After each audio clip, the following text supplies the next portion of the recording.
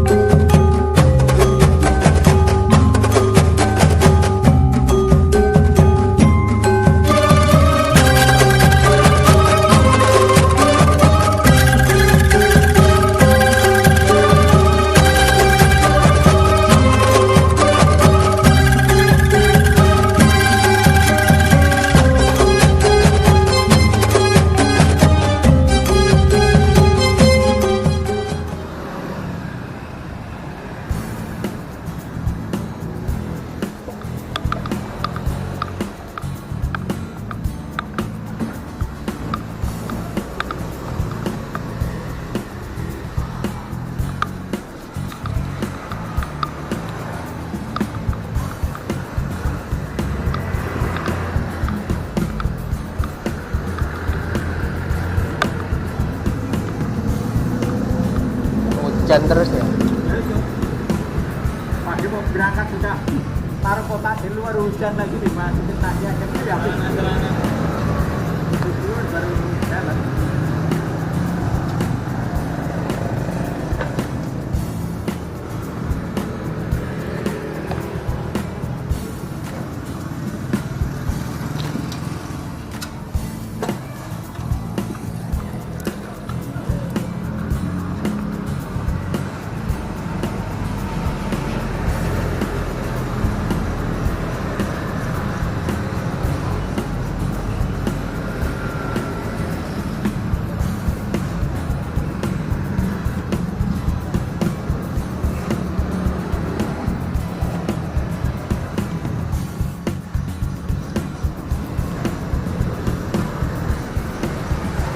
Mau pulangnya jam begini ya?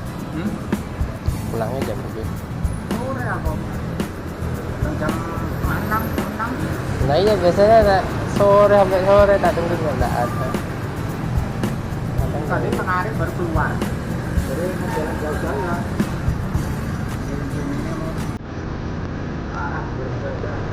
Hmm.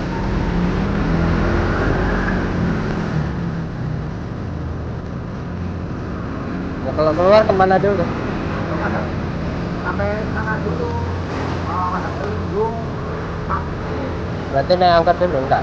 Jangan jalan nanti di Impres. ya lewat jalan kompak impres ini. Naik tiap ini ada bit luar itu. Tapi lewatnya sini angkot apa? Lewat itu jalannya. Hmm. Pulangnya ke lewat ini. Oh, Terapak sana ya? Ya. Bang Luhur itu. Ya.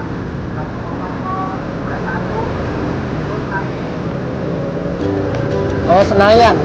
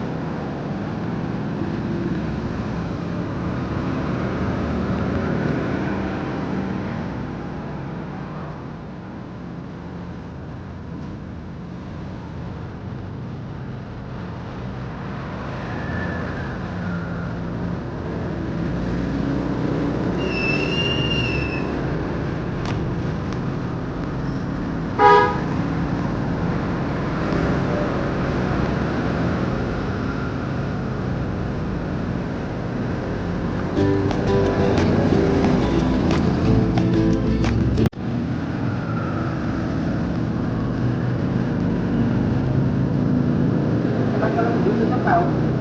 Kalau hari minggu tutup nggak? Sampai. Enggak pernah tutup, buka terus. Yang lain ada liburnya, saya enggak. Cuma ya kalau buka ya agak siang. Kalaupun memang tutup ya pasti ada kerjaan di luar.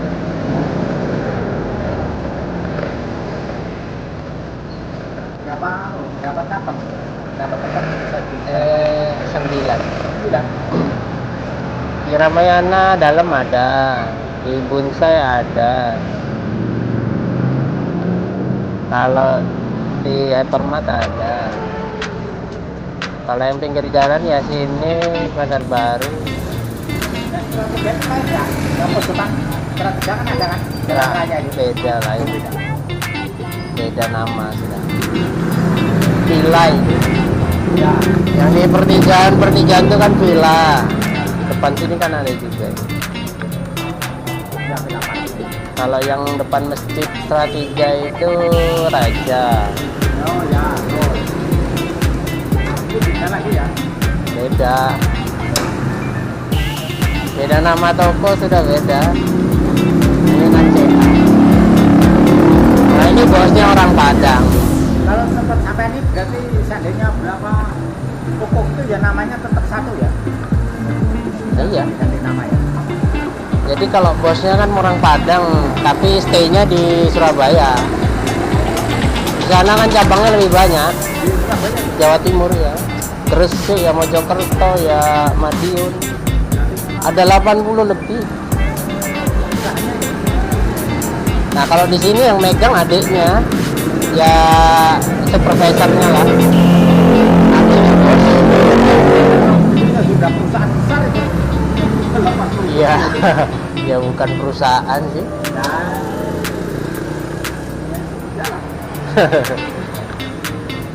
Kalau perusahaan kan pakai PT. ini enggak ya? Kalau ini ya masuknya UD masih. Usaha dagang. Iya sudah besar juga. Iya. Dah mulainya 98. Di Surabaya aja 99. 98 tuh dari Jakarta. Dulu awalnya Jakarta ya sama itu. Iya. Masuk Surabaya 99. Masuk sini itu 2003. Manado 2004. Tiap toko ini cuma satu orang gitu. Yang jaga ya. Nggak mau bosnya pakai banyak-banyak orang. Jadi contohnya sampai cuma sampai sendiri. Iya. Ya orang ini kan apa namanya? Istilahnya kalau parfum itu kan ramenya kan nggak serame supermarket. Paling kalau bulan puasa mau lebaran tuh rame. Tapi itu pun ya seorang aja ya masih inilah masih mampu lah. Paling rame-ramenya kan keluar masuk aja orang, jarang ada yang ada juga sih kadang ya sekali masuk 3 orang 2 orang ya ada. Yang masih mampu melayanin ya. Iya. Lain kalau lain-lain Villa Raja itu banyak karyawannya karena pakai shift-shiftan. Jadi ada yang pagi, ada yang siang. Kalau kita ya dari buka sampai tutup toko ya sendiri. Ya tapi kayak gini kan kerjanya nggak berat sih. Cuma nunggu aja. Nunggu orang juga.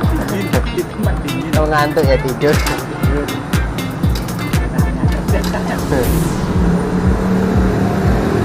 Tapi kalau sedih ya kalau udah seharian nunggu nggak ada yang masuk ya sedih juga. Apalagi musimnya corona ini pada jatuh ini. Kalau sampai ada modal jalan kemarin dong. Nah itu. Awalnya jalan dari pagi sampai selesai nggak dapat sama sekali. Nah ya itu sedihnya itu Iya. Pak. Kalau sampai seadanya nggak ada kan cuma duduk nggak capek-capek jalan ya cuma sedihnya sehari nggak ada pengunjung atau apa itu kan sudah sedih cuma kan kalau lagi kalau seperti saya saya sudah keluar masuk kamu dari pagi sampai kadang habis asar sore itu. Habis waktu, habis tenaga ya. Ya ada sama sekali.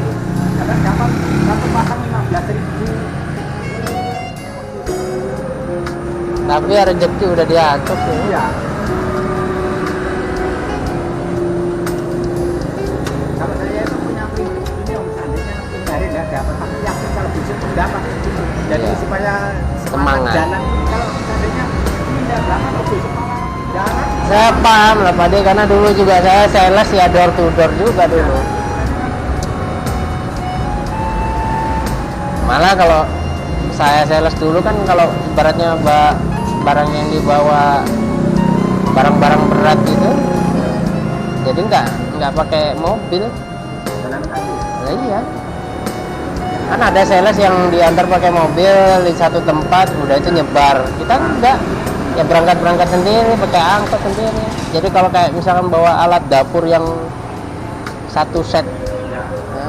gede-gede itu, bawa 5 aja udah berat. Malah menang gaya dulu kan pakai dasi, pakai baju rapi, ketok-ketok pintu. Leleng-leleng. Belum lagi kalau misalkan yang rumahnya ada anjingnya. Kadang-kadang kita kerja bener-bener aja ditolak sama orang. Iya. Nah, dulu sales dulu kan pada apa ya, bisa dibilang brutal Pak De. Maksudnya cara promosinya itu nggak kayak sales sekarang, malu-malu. Orang kalau sekarang kan cuma sekedar nawarin, nggak mau ya udah lewat. Kalau kita dulu mau beli dulu pokoknya kita jelasin dulu. Jadi ya sama bos itu harus ada laporan berapa orang kita ketemu hari ini. Karena kalau misalkan dia tahu ketemu, anggap aja lah paling sedikit 100 orang, masa 100 orang nggak ada hasil kan gitu, nggak mungkin kan. Kalau bener kerjanya ketemu 100 orang, Jadi maaf nggak bisa bohongin om ya. ya karena manajer juga dari lapangan, Iya. jadi dia udah tahu. Seandainya ketemu 100 orang, kok masuk orang 100 nggak ada yang beli, jadi kan nggak bisa dibohong. Iya. Kita nggak ketemu segitu banyak terlapor segitu kan. Ya nggak percaya. Karena di apa ya, di perusahaan saya dulu itu kan terkenal ada satu sistem yang namanya hukum rata-rata. Nah, hukum rata-rata itu istilahnya semakin banyak kata tidak itu akan mendekati kata iya. Jadi masa 100 orang ini nggak ada kata iya biarpun satu loh istilahnya kan gitu. Nggak mungkin kan, nggak masuk akal. Orang tumpukan kartu aja kalau kita kocok biarpun teracak itu kan tetap ketemu 4 asnya kan gitu. Nggak mungkin, nggak ada kecuali asnya disembunyiin. Saya paling nakal dulu, jadi kalau udah memang suka apa ya, suka lost attitude lah, hilang sikap lah. Jadi kalau udah 50 orang atau 50 rumah saya ketok nggak ada hasil, kadang kan hilang mental, udah cari masjid, sholat, habis itu tidur sampai sore pulang. Daftar kerja itu dicoret-coret aja, ketemu seginian. Jadi begitu diperiksa sama trainernya atau bosnya, wah masa ketemu segini nggak ada hasil ini, kamu paling tidur aja, udah ketahuan.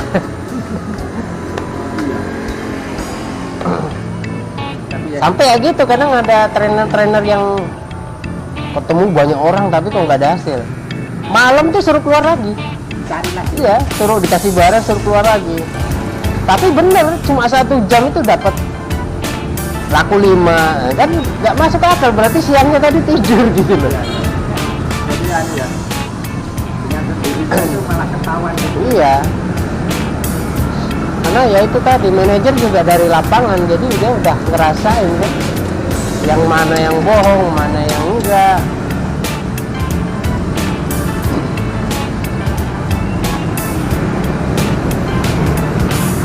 Saya dulu ya gitu, sampai kurus hitam.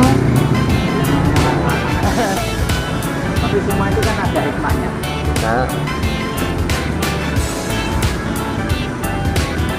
Nah ya pinter-pinternya dulu sales tuh kalau bawa apa namanya, kan dulu suka ada itu iklan di TV, undian apa, misalkan dia pakai penyedap rasa apa, suruh ambil bungkusnya, nanti dikasih hadiah gitu kan. Kita pakai trik seperti itu, jadi bawanya kebetulan teflon atau alat dapur gitu kan.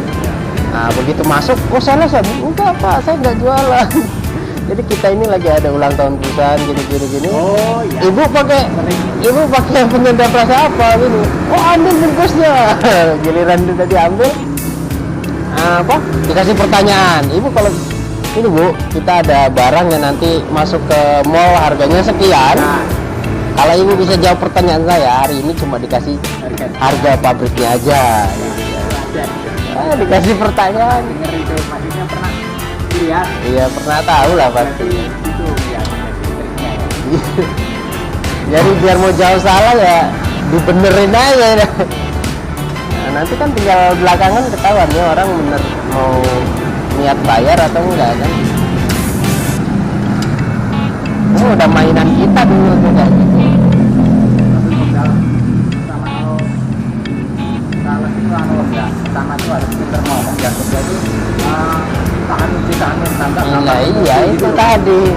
Makanya kenapa prinsipnya manajer kita suruh ketemu banyak orang itu kan, nggak usah pikirin dulu penjualan, karena penjualan itu apa, ikut lah istilahnya. Kalau ya itu tadi semakin banyak kata iya kan, tak mungkin enggak. Yang penting benar ketemu banyak orang. Hitungannya kalau satu orang aja 3 menit, berarti sejam kita harusnya bisanya apa? Harusnya bisa ketemu berapa orang itu? Kalau satu orang 3 menit. Anggap aja lah 1 jam kita ketemu 30 orang misalkan lah. Nah, berarti kan 8 jam kerja harusnya udah ketemu berapa orang.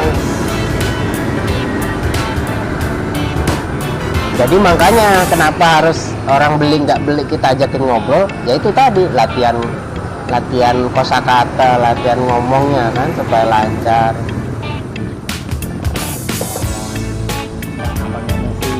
Ya. Nah, kalau salah itu maaf ya, kalau salah terus gampang emosi ya malah nggak dapat nasabah. Kalau sales itu pada umumnya itu sudah kabar gitu loh. Iya. Ya emang harusnya dilatih juga sama teman-teman kan. Nah, latihan langsung sama orang di lapangan. Ya kadang kalau kita dapat komplain ya kita harus belajar ngatasin sendiri juga. Kalau bisa jangan sampai komplain ke kantor gitu loh. Jadi yang jual ini yang harus ngatasin gimana. Kalau komplainnya apa, produknya kenapa. Malah ya gitu dulu kalau ada manajer yang ngajarin gini. Jadi kalau ada orang yang beli, justru kita jangan seneng. Nah, cari yang nggak beli gitu kalau bisa. Tapi ya itu sih asik sih dulu, asiknya banyak pengalaman. Karena kita makin banyak ketemu orang kan gampang pelajarin karakter orang. Jadi yang bohong kita akhirnya jadi tahu, yang nggak niat beli aja kita tahu. Bahkan ada Pak De yang seperti Pak De bilang lah ya, misalkan baru jalan berapa langkah kita lihat satu rumah, dalam diri kita yakin ini rumah pasti beli, dan kita yakin jalannya itu benar terjadi. Sampai dulu pernah saya berapa rumah di Bekasi apa di mana ya dulu ya, pernah nih di jalan berapa rumah nggak laku-laku, nemu receh Pak De, nemu receh itu 3 koin kalau nggak salah, itu 500-an kalau nggak salah. Saya cuma dalam hati benar gini aja, wah ini rezeki nih, ini pasti 3 kata iya ini. Saya kantong bener, jalan baru 2 rumah langsung laku, jalan beberapa rumah lagi ada laku. Ini menanya keyakinan aja sih, karena keyakinan itu pikiran kita, memotivasi semangat kita, sehingga orang yang kita tawarkan barang jadi Menarik ya. ikut semangat. Dan banyak yang saya rasain malah ada orang yang membeli produk saya bukan karena butuh produknya, tapi karena suka dengan kitanya. Makanya kenapa sales harus membawa sistem kalau ketemu orang jabat tangan, kontak mata, smile, body language. Itu apa ya, itu tadi. Dan terbukti kadang orang beli produk kita bukan karena suka produknya, tapi karena suka sama kitanya. Baik misalkan sudah sekian kali kita ketemu terus kan di rumah itu, di ibu itulah misalkan. Atau anggap aja lah misalkan kemarin dia nggak punya, kita ke situ kan, wah mas ini udah kesini terus gitu kan, kesini terus ya udah. Apa sih itu berapa ya itu? Berarti sana lama jadi anu. Yang itu lama juga apa? Saya dulu lulus SMA tahun 99 2000. Pertama saya di sini tuh di GAM sana, di apa itu namanya, Jalan Siaga, di situ kantornya dulu. Nah terus saya pulang ke Bandung, di sana ketemu manajer saya yang di sini, gabung lagi. Nah, berapa bulan di Bandung, akhirnya pindah kantor lagi di Manado. Jadi tahu merantau itu ya ngikut-ngikut itu aja. Di Manado ya 5 tahun. Akhirnya pulang kampung lagi sini. Ya mau nggak mau KTP-nya KTP sini. Udah jadi orang sih.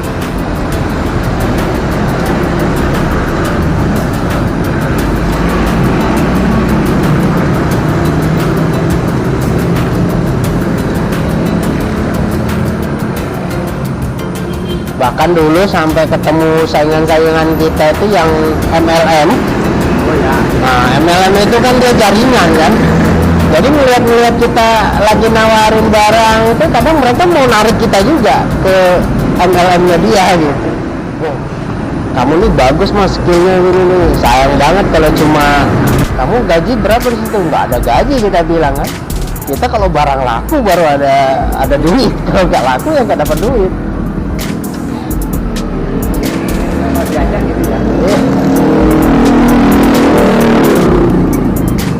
Jadi manajer kita bilang itu kan, kalau orang mau buka usaha itu sebenarnya selain empat yang namanya produk, tempat ya kan, tempat, terus promosi, relasi, ini 4 ini nggak usah diutamain dulu. Yang utama itu skill. Nah, skill ini yang dibentuk gimana? Skill ini yang dibentuk ya 5 juga. Pertama, skill komunikasi, skill percaya diri, nah mental ini tadi, terus manajemen produk, manajemen keuangan. Nah kalau udah nguasain yang 4 ini, naiklah jadi leadership kan, kepemimpinan. Nah, kalau udah itu baru. Jadi biasanya sistem pesan dulu itu apa istilahnya, dalam istilahnya lah, kalau kamu punya perusahaan besar, produknya banyak, satu gudang, duitnya jutaan, kalau kamu dari hal kecil aja nggak bisa jaga, gimana? Nah makanya diajarkanlah dari yang kecil.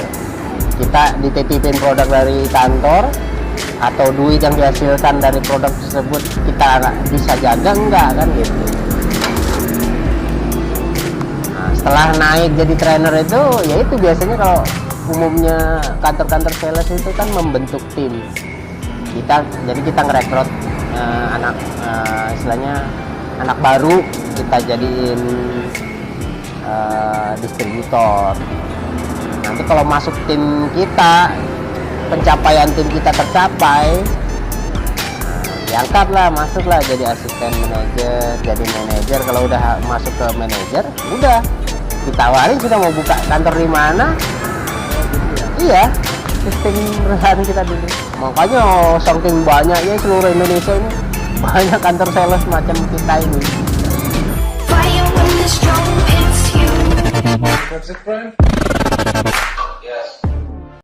Dulu terkenalnya itu namanya DS Max, Direct Selling Maximum. atau Cobra. Kalau pernah dengar Cobra, itu.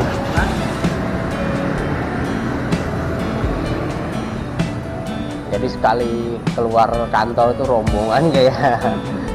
Jadi kadang kalau manajer guyon itu, Masnya ini kerja apa sih kok nyantai betul kayaknya gitu kan? Oh saya ini piara tuyul. Tuyul saya tuh kalau jam 8 keluar sudah, pulang jam 5 sore ya. Iya, sebetulnya banyak sih. Ya. Kerjanya nyantai manajernya.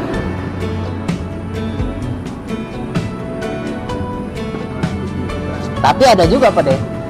Ini ada dulu ceritanya itu tahun berapa ya? Tahun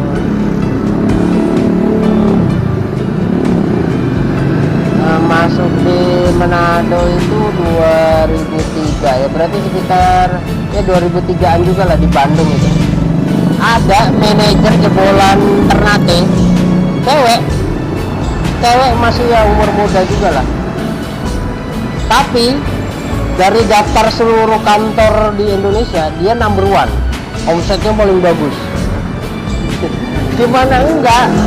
Di sana kan gampang, baru keluar kantor dari sini ke sebelah aja Udah laku. iya, gimana enggak kan? Orang-orang sana tipenya kan penasaran dan suka dengan hal-hal yang baru. Jadi kadang kalau ketemu kita malah bukan kita yang ngomong duluan, jadi mereka yang nanya duluan. Ada kuis nggak? Ada kuis nggak? Jadi nanya duluan. Makanya seneng anak-anak di sana. Kadang belum jauh keluar dari kantor sudah habis barangnya, balik lagi. Nah giliran dites suruh ke kota besar di Bandung, baru seminggu hancur timnya. Manajer itu nyanyi. Iya, dari 15 orang tinggal 5 orang anak buahnya, yang lain pada pulang, nggak tahan. Lah di Ternate nggak pernah nemuin pagar tinggi-tinggi, nggak pernah nemuin apa rumah yang pakai bel gitu kan, yang pagarnya di sini rumahnya di ujung sana. Giliran di Bandung ketemu gituan, wah seminggu aja hancur timnya, nggak tahan. Makanya presiden kita ngomong paling gampang itu melatih mental itu dari hal yang sulit. Karena kalau kita terbiasa dengan hal yang mudah, ketemu yang sulit jadi sulit. Tapi tetap kalau terbiasa dengan hal yang sulit, ketemu yang gampang ya gampang aja kan. Jadi istilahnya kalau terbiasa di kota kecil, belum tentu bagus di kota besar. Tapi kalau terbiasa di kota besar, kota kecil ya diginiin aja sudah, karena kan tantangannya sudah jadi kecil, sudah jadi biasa.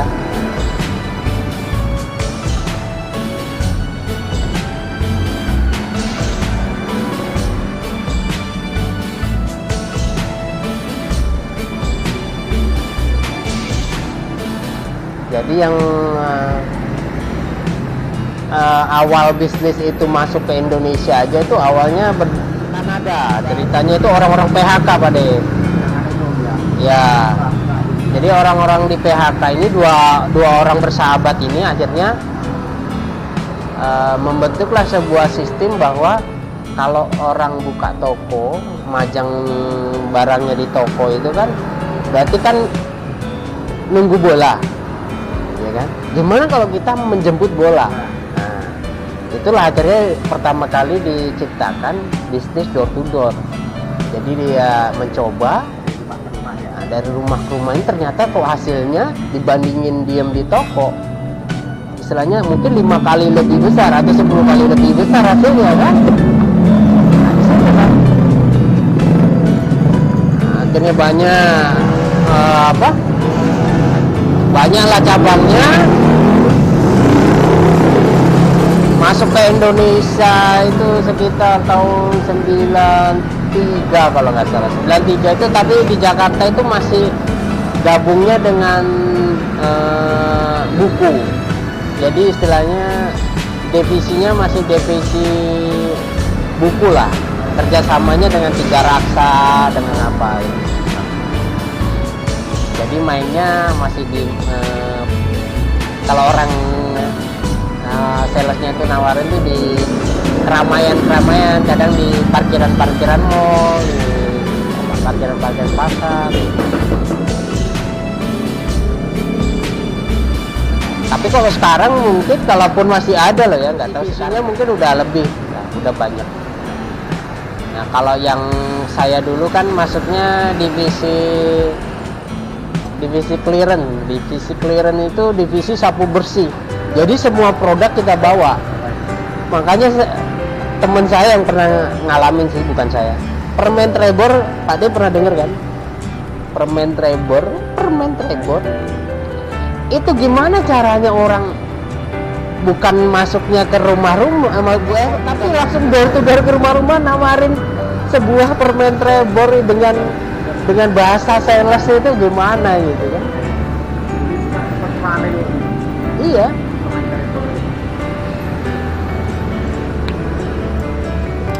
Jadi luar biasanya sistemnya perusahaan dulu itu.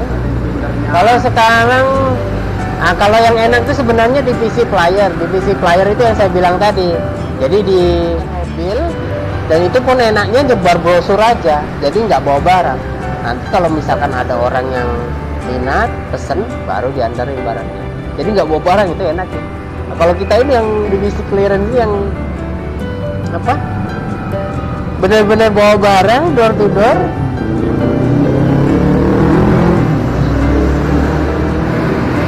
Nah, tapi kalau zamannya sekarang lebih enak lagi karena sudah ada toko online. Jadi di rumah aja orang bisa jualan.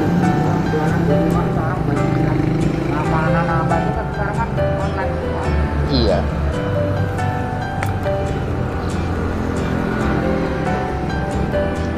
Udah.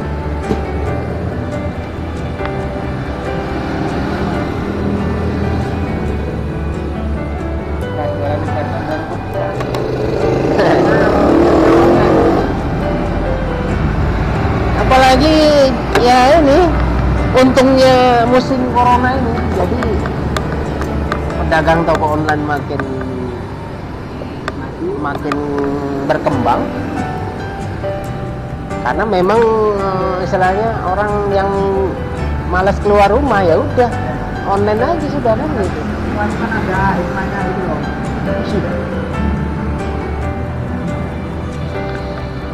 Lah 15. Terima kasih banyak. Langsung.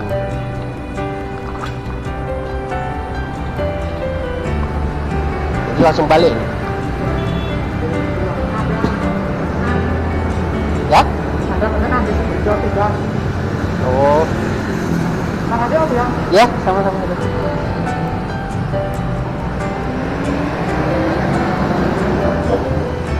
Sore cerah sudah. Ya? Sore cerah sudah. Udah hujan. Oh, Ayo, Bro. ya ya.